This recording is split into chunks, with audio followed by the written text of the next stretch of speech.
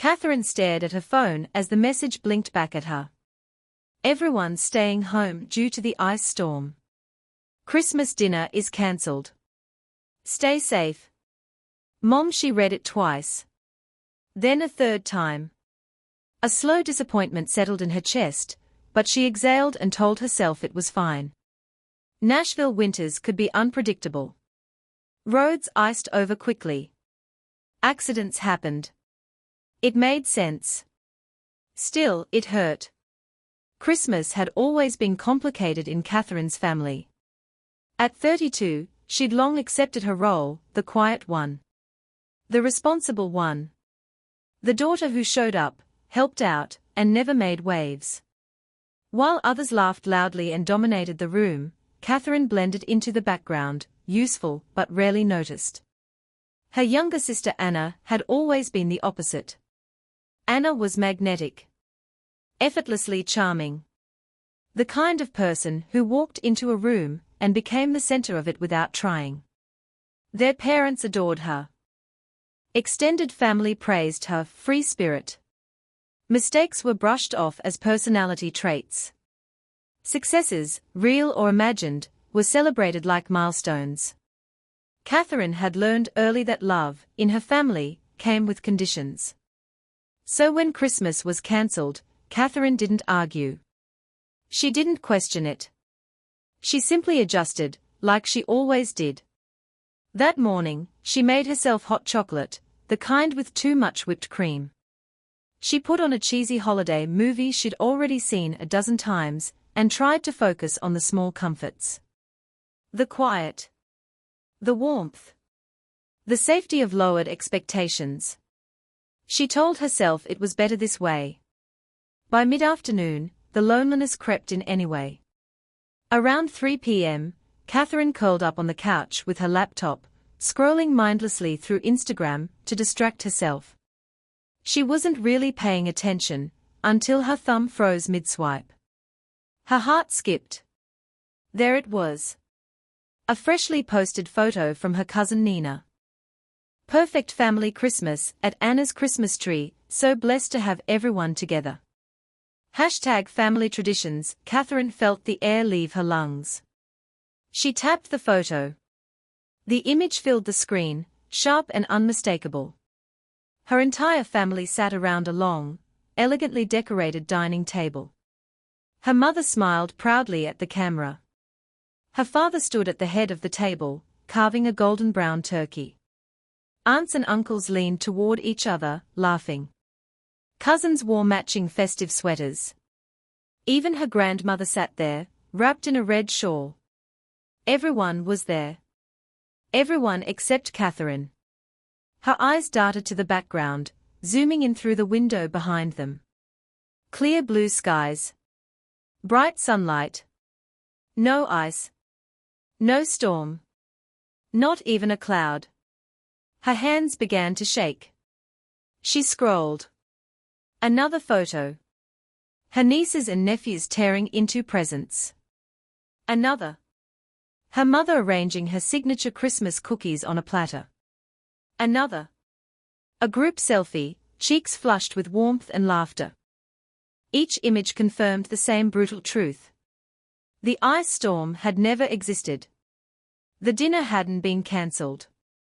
She hadn't been forgotten. She had been deliberately excluded. A wave of nausea rolled through her as the realization sank in. This wasn't some last-minute plan she'd missed. This was coordinated. Thought out. Everyone knew. Everyone agreed. Everyone lied. Her mind raced backward through memories she'd brushed aside for years, events called off at the last minute, gatherings she somehow found out about afterward through social media, conversations that stopped when she entered a room. How many times had this happened? How many holidays? How many dinners? How many moments had she spent alone while they celebrated together? Catherine closed her laptop, her chest tight, then opened it again, as if hoping the images would disappear. They didn't. That night passed in a blur. She barely ate. Barely slept. The quiet that had felt comforting in the morning now felt suffocating. The next day, her phone rang. "Mom?" Catherine stared at the screen for several seconds before answering. "Hi, honey," her mother said brightly. "Hope you had a nice, quiet Christmas. We missed you." The casual cruelty of it made Catherine's fingers curl into a fist. Quiet Christmas. Missed you. As if Catherine hadn't seen everything. As if nothing had happened. As if she hadn't spent the holiday realizing her place in the family had never been what she thought it was. This call, this moment, was the first crack in a carefully constructed illusion Catherine had believed in her entire life. She didn't know it yet, but the lie about the ice storm wasn't just about Christmas. It was the beginning of the end. And once the truth started unraveling, there would be no putting it back together. Catherine held the phone to her ear, her mother's cheerful voice echoing through the apartment like a cruel joke. "Hope you had a nice, quiet Christmas. We missed you." For a moment, Catherine considered hanging up. Ending the call would have been easier, safer. But something inside her had shifted overnight, sharpened by the images burned into her memory. "Really?" she asked, her voice steady despite the tightness in her chest. "Because Nina's Instagram posts show everyone had a wonderful time at Anna's house. Everyone except me." The silence on the other end was immediate and heavy. Catherine could almost picture her mother's face, the slight widening of the eyes, the pause while she searched for a response that would restore control. "Oh, well," her mother finally said, a nervous laugh slipping out. "That was all very last minute. Anna organized it so quickly. You know how things get." Catherine swallowed. "There was no ice storm, Mom." Another pause. "Well, the weather forecast said, I saw the photos," Catherine interrupted gently but firmly. "Sunny skies. Clear roads. No storm." "You lied to me." The word lied hung between them, heavy and undeniable. Her mother sighed, irritation creeping into her voice. "Catherine, don't make this into something it's not. You know how you are at gatherings. So quiet. You sit there looking uncomfortable, and it makes everyone else feel awkward. Anna just wanted everything to be perfect." Perfect. The word struck like a slap. "So your solution was to pretend Christmas was cancelled?" Catherine asked. "To let me spend the day alone while you all celebrated together?" "You're being dramatic," her mother snapped. "We were trying to spare your feelings."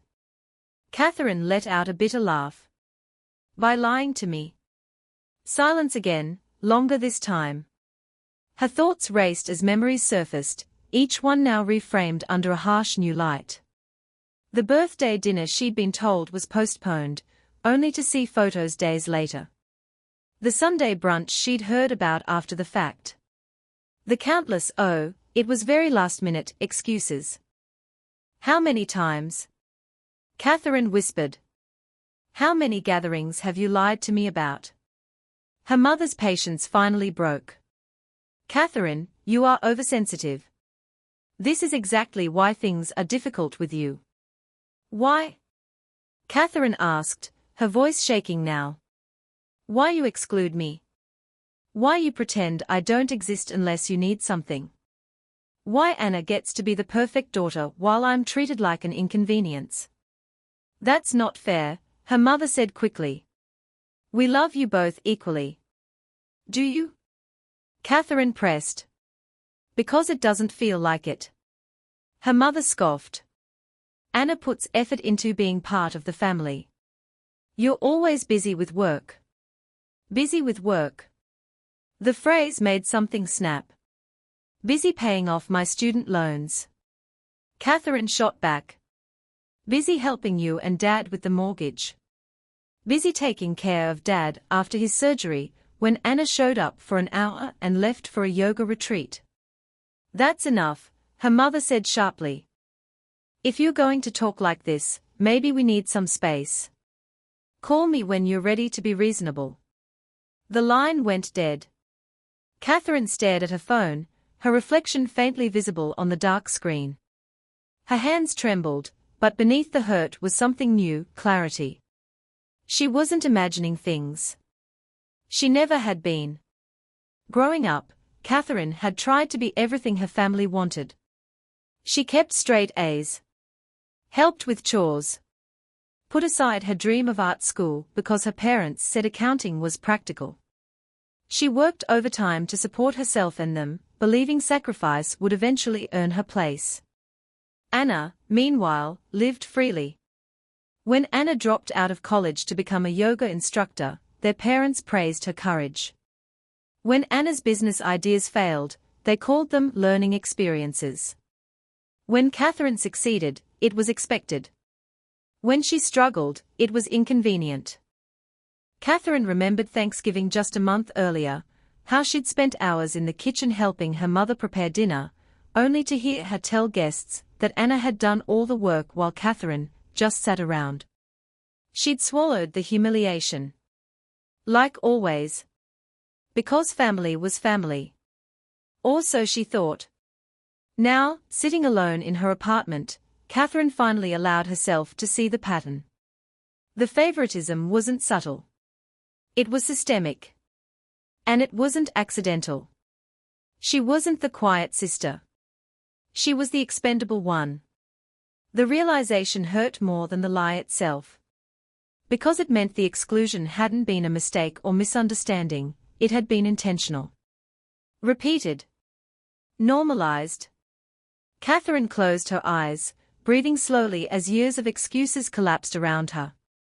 She thought of the girl she'd been, always trying harder, giving more, hoping one day it would be enough. It never had been. And it never would be. Something inside her hardened, not into bitterness, but resolve. For the first time in her life, Catherine stopped asking what she'd done wrong. Instead, she asked herself a different question: how long had she been letting this happen? And more importantly, what would happen if she finally stopped? She didn't know it yet, but this moment, this painful clarity, was the beginning of a transformation her family would never see coming. The apartment felt unnaturally quiet after the call ended. Catherine sat frozen on the edge of her couch, her phone still clenched in her hand, as if it might ring again, and undo everything that had just been said. It didn't. Outside, the city moved on, cars passed, neighbors laughed somewhere down the hall, but inside Catherine, something fundamental had shifted. The familiar ache of rejection was there, but beneath it was a sharper pain, understanding. She wasn't unwanted because she was difficult. She was unwanted because she didn't fit the role they had assigned her. For hours, Catherine replayed the conversation in her head. Her mother's dismissive tone. The way Anna's comfort had been prioritized over Catherine's existence. The ease with which they had lied. And worst of all, the certainty in her mother's voice when she said, "This is why things are difficult with you." Catherine stood and walked to her desk, opening her laptop. The Instagram photos were still there, burned into her screen like proof she couldn't ignore. She studied every detail now, the place settings, the matching sweaters, the wine glasses raised in laughter. No empty chair. No missing space. It was as if she had never existed. A memory surfaced, Catherine at 16, overhearing her aunt say, "Anna just has that spark, you know," while Catherine stood in the kitchen washing dishes. Another memory followed, her parents telling her she was mature for her age, code for don't need anything from us. Being low maintenance had never been a compliment. It had been permission to neglect her. Her phone buzzed suddenly, making her flinch. A message from Anna. "Anna, Mom says you're upset about Christmas. You really didn't have to make it such a big deal." Catherine stared at the words, her jaw tightening. She typed, deleted, then typed again. "Catherine, I was lied to. That's a big deal." 3 dots appeared almost instantly. "Anna, you always take things so personally. You know you don't enjoy big family gatherings. Catherine let out a slow breath. That lie, polished and repeated, had followed her entire life. Catherine, you didn't even give me a choice. A pause. Anna, I just wanted one perfect holiday. Everything's always so tense when you're there. There it was. Not accidental. Not misunderstood. Intentional. Catherine felt something inside her finally crack, not into anger, but into certainty. Catherine, so you decided I didn't belong? Anna didn't reply. Minutes passed. Then her phone buzzed again, this time from her father. Dad, your mother is very upset. Airing grievances like this helps no one. Families don't handle things this way. Catherine laughed softly, a hollow sound.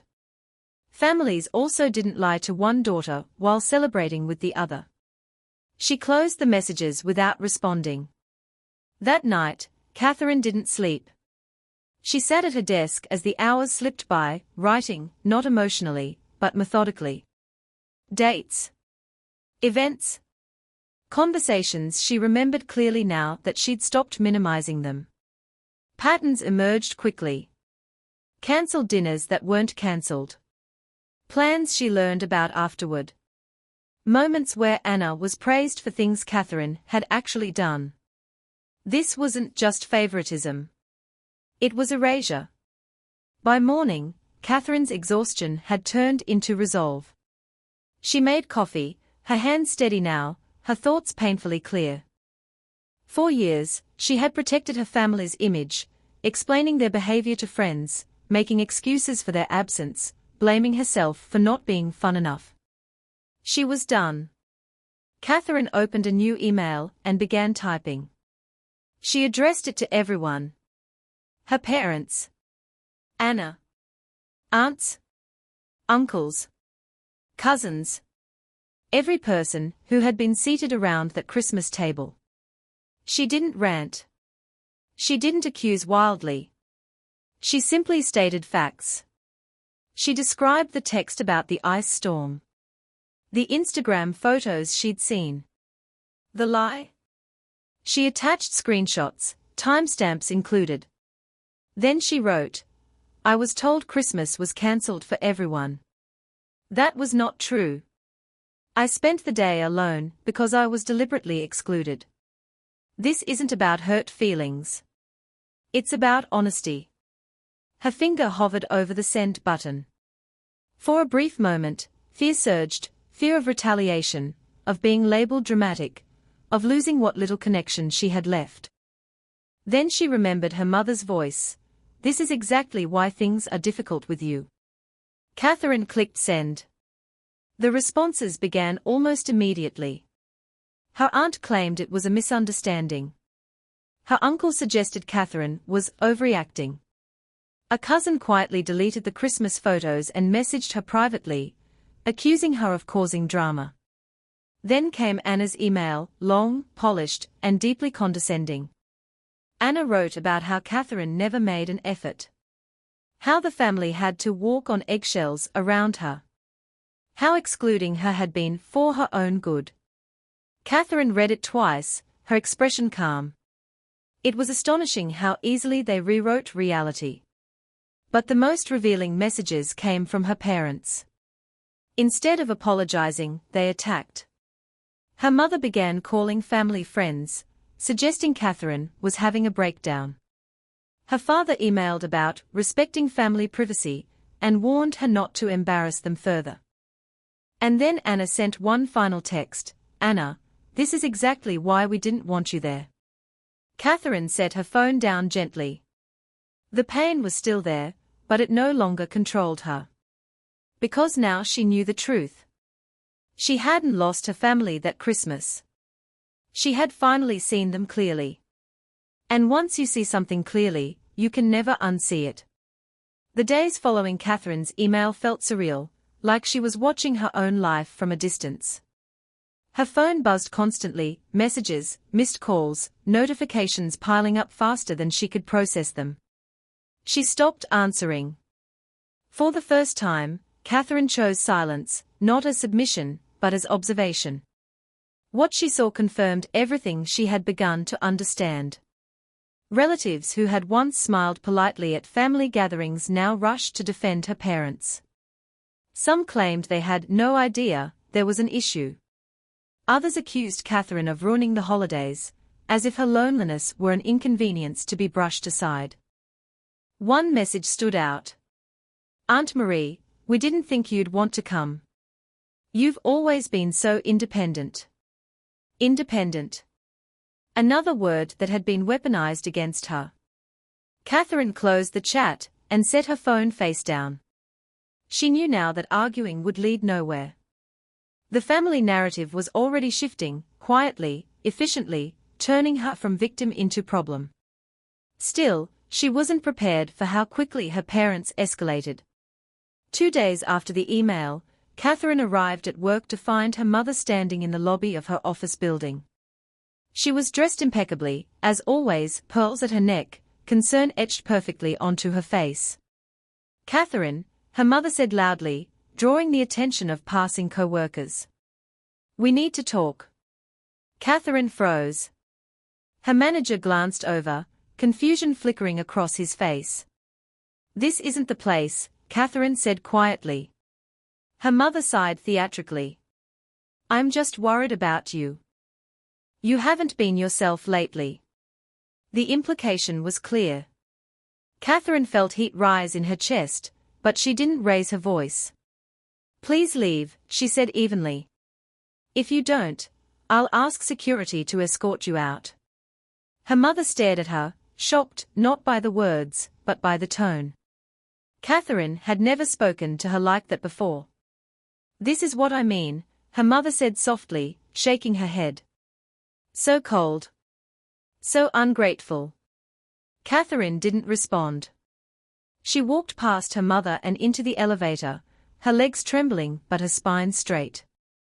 That afternoon, Anna posted a vague message on social media, "Protect your peace." Even from family. The comments filled quickly, friends praising her strength, applauding her boundaries. Catherine read it once, then closed the app. Her father's response came later that evening, short and severe. "If you continue this behavior, don't expect to be included in the will." Catherine stared at the message, a strange calm washing over her. Included. The word was almost funny. She typed back a single sentence. "Catherine, I was never included to begin with." He didn't reply. As the week dragged on, the pressure intensified.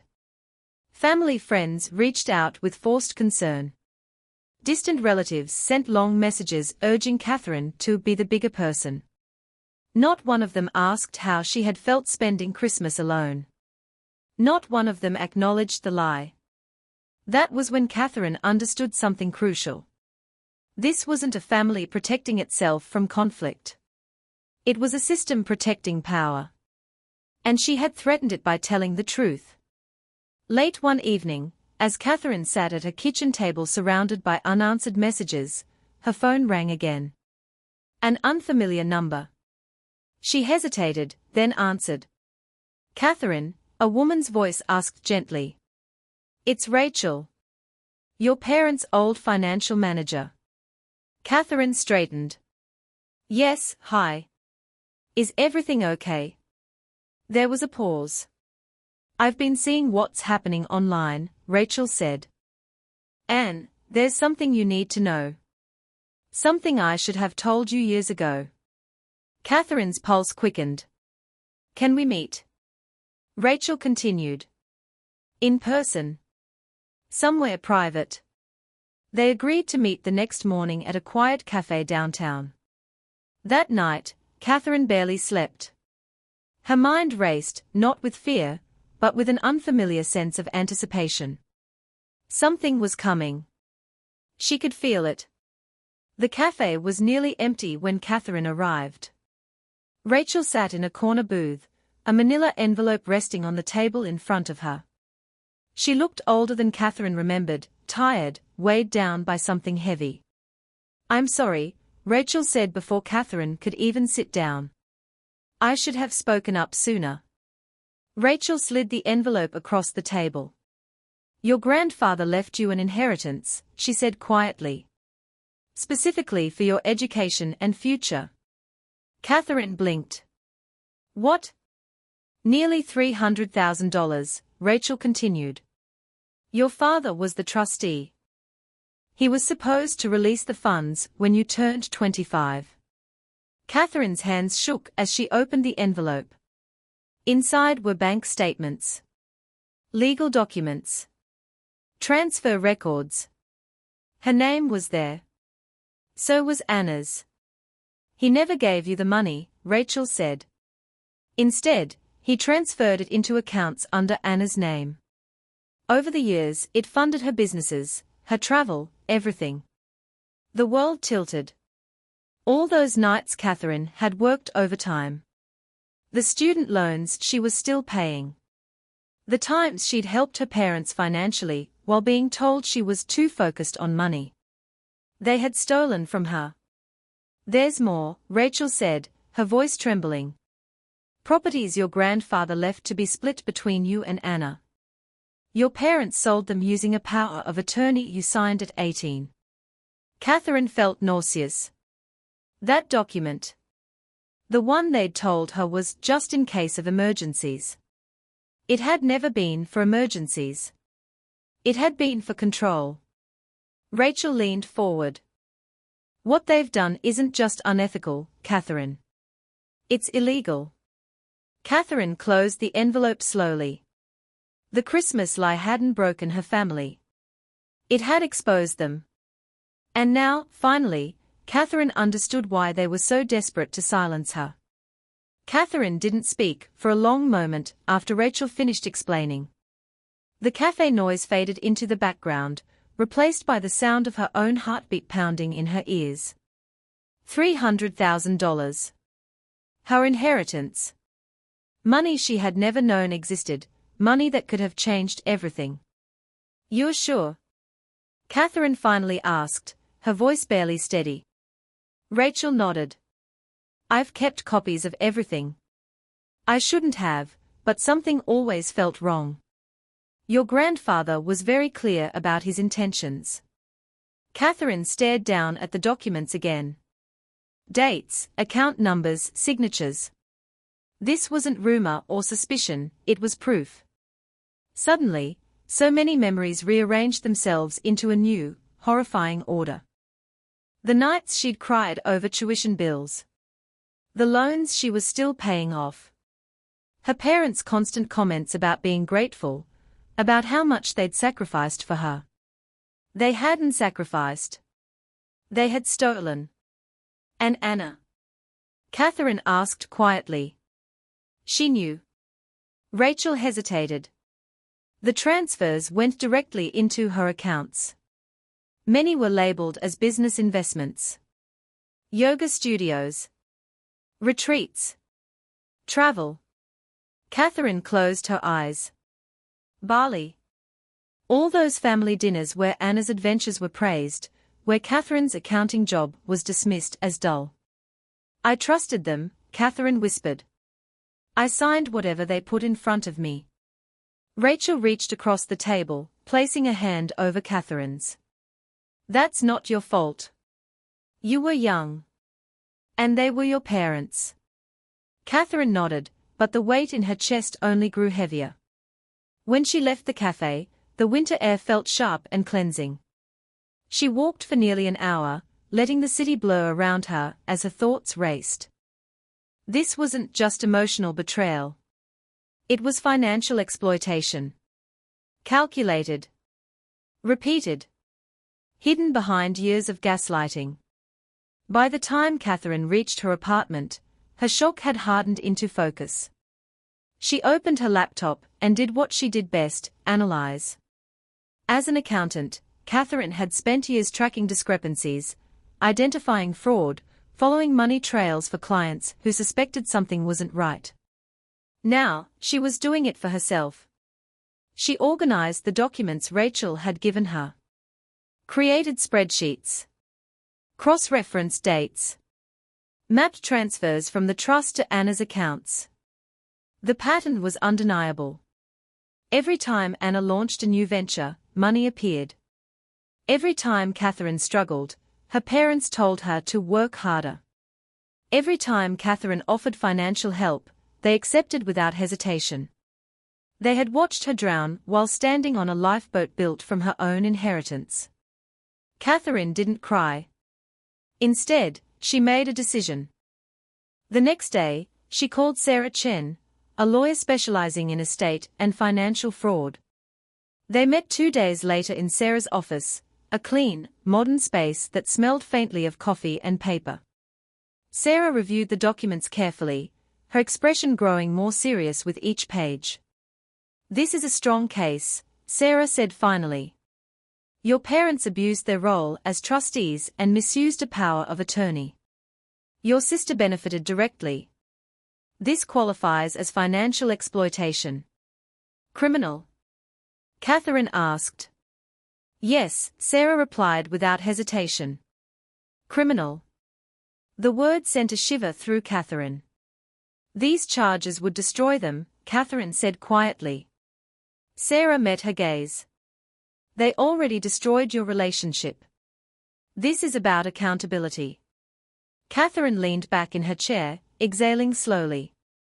She thought of her mother showing up at her workplace.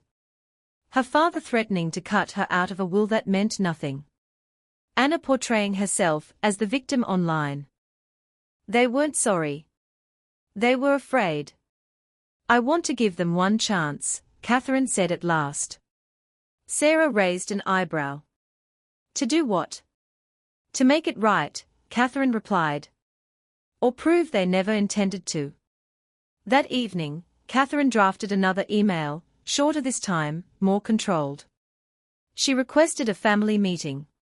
No accusations. No explanations. Just a date, a time, and a location, her apartment. Her parents replied within an hour, surprisingly eager. Anna followed soon after. Of course, Catherine thought. They think they can fix this. She spent the days leading up to the meeting preparing, not emotionally, but strategically. She printed 3 identical folders. One for her father. One for her mother. One for Anna. Inside each folder, bank statements, trust documents, property sale records, a letter from Sarah outlining their legal options. On the morning of the meeting, Catherine arranged the folders neatly on her dining table. She cleaned her apartment, not for them, but for herself, creating a space that felt calm, controlled, hers. When the doorbell rang, Catherine felt no fear. She opened the door to find her family standing there, her parents composed, Anna wearing a rehearsed expression of concern. "Catherine," her mother began, stepping forward. "We are so glad you're ready to talk." Catherine gestured toward the table. "Before anyone says anything," she said calmly, "I suggest you read what's in front of you." Her father picked up his folder first. The color drained from his face. Anna's hands began to shake. Her mother's smile faltered. "This is ridiculous," her mother said weakly. "What is this?" Catherine met her eyes, her voice steady and cold. "This," she said, "is the truth you buried." The room felt suddenly smaller, the air heavier, as Catherine's family stood frozen around the dining table. The neatly arranged folders lay open, their contents exposed like a crime scene. Her father was the first to speak. This is a misunderstanding," he said, his voice tight as he flipped through the pages. "You're twisting things you don't understand." Catherine didn't raise her voice. She didn't need to. "Those are bank records," she replied calmly. "Transfer dates. Account numbers. My inheritance. All traced." Anna sank into the nearest chair, clutching the folder in front of her. "I didn't know," she said quickly, tears welling in her eyes. "They told me the money came from savings. I swear." Catherine met her sister's gaze. "Don't lie," she said evenly. The transfers went directly into your personal accounts. Labeled as business investments. You signed for them. Anna looked away, her silence louder than any confession. Their mother straightened, regaining her familiar composure. You're trying to blackmail your own family, she said sharply. After everything we've done for you. Catherine let out a short, humorless laugh. Blackmail, she repeated. No. I'm offering you a choice. She slid a single sheet of paper toward them, a letter from her attorney. You have 48 hours, Catherine continued. Return all remaining funds, transfer any assets purchased with my inheritance, and sign a confession acknowledging what you did. Or I take this to the authorities. Her father slammed his hand on the table. You wouldn't dare. I already have, Catherine replied. This is your last chance to avoid criminal charges. Silence filled the room. Her mother tried a different tactic, her voice softening. Catherine, think about what this will do to the family. Our reputation. What will people say? Catherine's expression didn't change. You should have thought about that before stealing hundreds of thousands of dollars from your own daughter, she said quietly. Anna began to cry in earnest now. I'll lose everything, she sobbed. My studios, my followers, you built them with stolen money, Catherine said. They were never yours. Her father stood abruptly, pacing. Rachel had no right to interfere, he muttered. She violated her duty. She's agreed to testify, Catherine replied. And so have the banks. The fight drained from him in an instant. They left soon after, her mother in hysterics, Anna barely able to stand, her father pale and silent. The door closed behind them with a soft click that sounded final. Catherine sank into her chair, her body trembling, not with fear, but release. She had done it. She had stood up to them. That night, her phone exploded with messages. Relatives flooded the family group chat, demanding explanations. Some accused Catherine of cruelty. Others begged her to reconsider. She didn't respond. She had said everything she needed to say. The 48 hours passed exactly as Catherine had expected. No apology. No restitution. No confession. Instead, they panicked. Her parents closed accounts. Documents disappeared. Rachel received frantic calls urging her to clarify her statements. But Catherine had already acted. On the morning the deadline expired, Catherine and Sarah walked into the police station together. She handed over everything. By afternoon, search warrants were issued. Catherine was at her desk when her phone buzzed with a news alert. Prominent local couple investigated for financial fraud. Her hands shook slightly as she opened the article. Her father was arrested at his workplace, escorted out in handcuffs. Anna's yoga studios were seized as assets purchased with stolen funds. Her mother was detained during a charity committee meeting, her carefully curated image collapsing in real time. The family group chat erupted, this time in stunned disbelief. Relatives who had dismissed Catherine's claims went silent. Those who had defended her parents scrambled to distance themselves. Catherine leaned back in her chair, staring at the screen. She felt no joy. Only relief. Rachel texted her shortly after. Rachel, you did the right thing. Your grandfather would be proud. Catherine closed her eyes, swallowing hard. This wasn't revenge. It was justice. The months that followed were difficult but steady. Court dates. Depositions. Long hours reviewing evidence. Her parents accepted plea deals to avoid prison, agreeing to full restitution. Anna's empire crumbled overnight, reduced to debt and court-ordered repayments. The perfect family image they had guarded so fiercely was gone. And with it, their power over Catherine. For the first time in her life, she slept without the weight of their expectations pressing down on her chest. She moved forward, quietly, intentionally, building a life that didn't require anyone's approval. She had lost a family, but she had gained something far more valuable: freedom. Winter had faded into spring when Catherine finally felt the weight of her past lift from her shoulders. The snow outside her Denver apartment melted in streaks of sunlight, and for the first time in decades, she felt truly at peace. Her new life was nothing like the one she had lived under her family's shadow. Gone were the constant comparisons to Anna, the dismissive remarks from her parents, the sense of invisibility she had carried like a second skin. Now, she built her days with intention, surrounding herself with people who valued honesty, integrity, and genuine connection. Catherine had started her own financial consultancy, specializing in estate planning and fraud prevention. She worked with families and individuals who, like her, had been wronged or misled. Every case she took reminded her of why she had fought so hard. Her pain had become purpose. She helped students and young professionals recover mismanaged inheritances, guided families through property disputes, and empowered clients to stand up for their rights. Each success story reinforced her belief that she had made the right choices, not just for herself, but for anyone who had ever been silenced or overlooked. Rachel, her old family friend and ally, remained a close confidant. Over countless cups of coffee at their favorite local cafe, they discussed strategy, shared victories, and sometimes simply laughed about life's absurdities. Rachel had been right all along. Catherine was strong, capable, and deserving of her own happiness.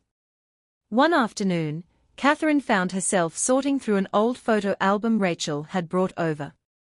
The images chronicled her childhood, birthdays, family vacations, quiet moments she had almost forgotten. Her grandfather's smiling face appeared on several pages, always encouraging, always supportive. She lingered on a photo of the two of them fishing at a small lake. Both of them laughed at something unseen, their joy untainted by the family's later betrayals. Catherine ran her fingers across the picture, feeling a profound sense of connection and gratitude. Her grandfather had known she would prevail, even when those around her did not. Life wasn't perfect. She still carried scars from years of manipulation and deceit, and the occasional pang of loss reminded her that family isn't always who shares your blood, it's who stands by you when you have nothing. But those moments were brief, overshadowed by the life she had created on her own terms. Catherine had also reconnected with old friends she had neglected during her years of trying to gain her family's approval. Coffee dates, hiking trips, and quiet evenings spent sharing meals became routine. These relationships were simple, authentic, and nourishing. Unlike the performative relationships with her family, these connections were real. And for the first time in her life, Catherine felt that sense of belonging she had long sought, not because of obligation or appearances, but because of mutual respect and care. Her consultancy flourished. Word spread of her expertise, and clients came from across the state seeking guidance. The skills she had honed under her parents' unacknowledged expectations, meticulous attention to detail, financial acumen, and analytical thinking, now worked in her favor. Every case closed, every family helped, reinforced her confidence and reminded her of the strength she had cultivated through adversity. One evening, as she walked home from a client meeting, Catherine paused to watch the city lights reflecting off the river. Denver's skyline glimmered against the twilight, and she felt a deep sense of accomplishment. She had survived deceit, betrayal, and exclusion. She had stood up for herself when no one else would. And now, she was thriving. The thought of her family no longer held power over her. Anna had found a job as a receptionist, humbled by the collapse of her yoga studios, and her parents were still paying restitution for their actions. Catherine did not gloat, she did not celebrate their misfortune. Instead, she allowed herself the quiet satisfaction of justice served and life reclaimed. Her past would always be a part of her story, but it no longer defined her future. Catherine's evenings were often spent journaling or planning her next steps. She considered expanding her consultancy to offer workshops on financial literacy and fraud prevention for college students, believing that knowledge was a tool of empowerment. Each new idea excited her, a reminder that she was no longer confined by fear or family expectations. Her life was hers to design. Months later, Catherine received a call from a distant cousin who had once been complicit in the family's favoritism. The cousin apologized, expressing regret for remaining silent all those years. Catherine listened quietly, acknowledging the words without needing to offer forgiveness. Some bridges were worth rebuilding, others, she knew, were better left behind. Her energy was finite, and she chose to spend it on growth, not resentment. Standing by her apartment window one morning, watching the sunlight glint off the snow-dusted mountains in the distance, Catherine reflected on the journey that had brought her here. The pain, the betrayal, the countless quiet moments of doubt, all of it had led her to this moment of clarity. She was no longer the overlooked daughter, the invisible sister, or the quiet one in the background. She was Catherine, a woman who had reclaimed her life, her inheritance, and her sense of self. Sometimes, she thought about her grandfather and smiled. His faith in her had been unwavering. She had finally honored that belief, not through revenge, not through bitterness, but by creating a life of independence, integrity, and joy. In that sense, she had already won. And as she sipped her morning coffee, watching the city awaken below her, she realized that freedom had a flavor all its own, quiet, strong, and utterly hers. Catherine knew one truth above all: the best revenge isn't measured in money taken or reputations ruined. The best revenge is living well, thriving, and never allowing anyone to diminish your worth again. Her past no longer chained her. She was free, and she intended to stay that way.